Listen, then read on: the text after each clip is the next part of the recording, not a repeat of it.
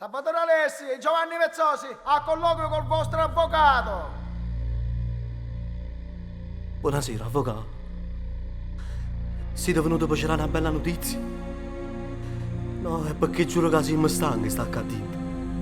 Sono anni sperando che noi non stiamo fuori la libertà. Avvocato, perché non state facendo niente per noi? Ragazzi, sto cercando di fare il possibile. Ma come voi sapete, chi è che vi sta accusando è una persona che voi due conoscete molto bene. E solo se ritratta potreste avere una speranza.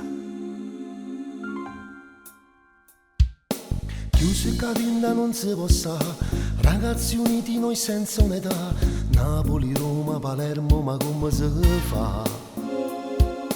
Dinda sta cella non si può stare, già sono 10 anni che noi stiamo qua, noi ci teniamo all'onore, siamo fatta così.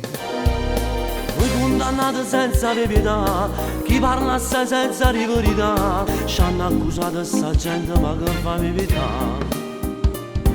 Stavamo fuori vicino a mamma, siete venuti voi poi ci arrestare, accertamenti ma ci hanno portato qua.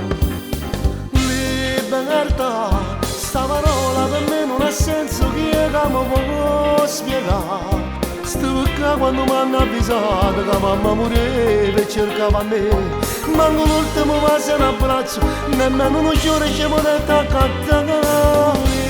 Libertà, sta parola ma chi la conosce, chi la ci può spiegare? Salvatore compagno sta cella, che sono vicino gli anni insieme a te, che speranza che arriva una volta, sentendo sta voce ci viene a spiegare che vuole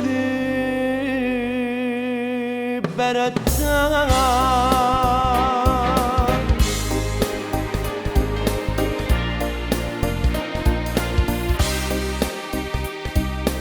Ero un scugnezzo vicino a papà, quando mamma mi veniva a sciatare, sto scendo pazzo se pensa che non ci sta più. Stiamo scontando e soffrendo noi qua, vivere no, non è giusto così, non ci sta più l'esistenza che siamo io e te.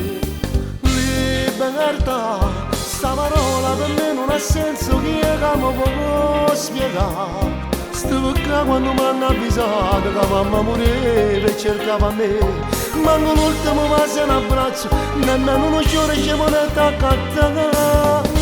Libertà, sta parola ma chi la conosce, chi la ci può spiegare? Salvatore compagno e sta cella, che sono vicino gli anni insieme a te, che speranza che arriva una volta, sentendo sta voce mi viene a spiegare che vuole libertà.